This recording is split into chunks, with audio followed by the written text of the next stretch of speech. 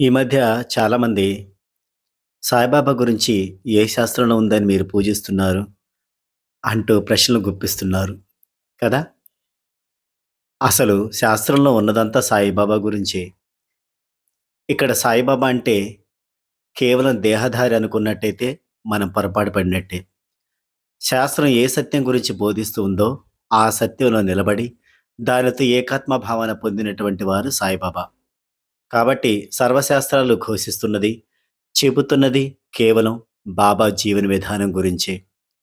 పరమ వైరాగ్యమైన సత్యపాలనను ప్రధానంగా చేసుకొని జీవించినటువంటి అత్యున్నతమైన బ్రాహ్మి స్థితినే, బాబా స్థితినే సర్వశాస్త్రాలు బోధించాయి.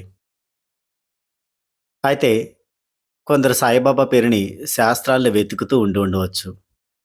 అంటే చాలా మందికి కూడా శాస్త్రం మీద కనీస అవగాహన లేదేమో అనిపిస్తుంది.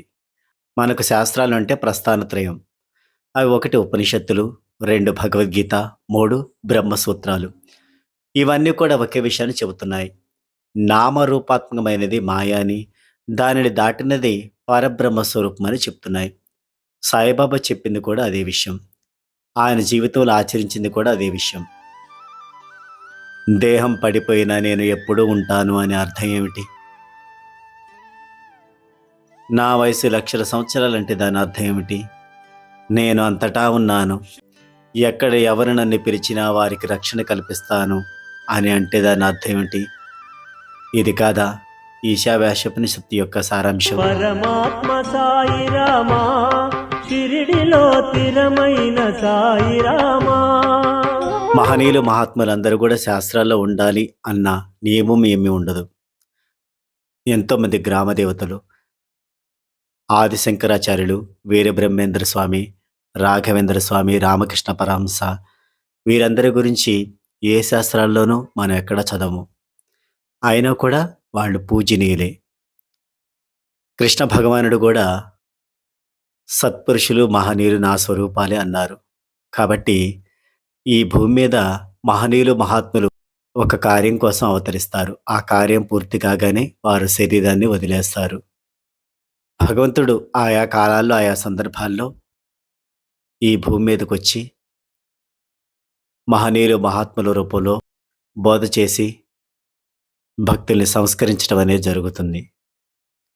కాబట్టి అందరూ శాస్త్రాల్లో ఉండాలి అనేది అన్నింటికీ వర్తించదు. కాబట్టి శాస్త్రాల్లో లేనంత మాత్రాన బాబా దైవ స్వరూపులు కాకపోరు. నమ్ముకున్న వారికి నమ్ముకున్నంత అన్నట్లు సాయిని నమ్ముకున్న వారికి కోట్లాది మందికి ఎన్నో అనుభవాలు, ఎన్నో అనుభూతులు. అందువలనే బాబానిప్పటికీ భక్తులు నమ్ముతున్నారు, ఆయన కొలుస్తున్నారు. అలా అని మిగతా దేవీ దేవతలను తక్కువగా ఏం చూడడం లేదు. అదేవిధంగా బాబాకు జరిగే పూజలన్నీ కూడా హిందూ ధర్మం ప్రకారంగానే చేస్తున్నారు.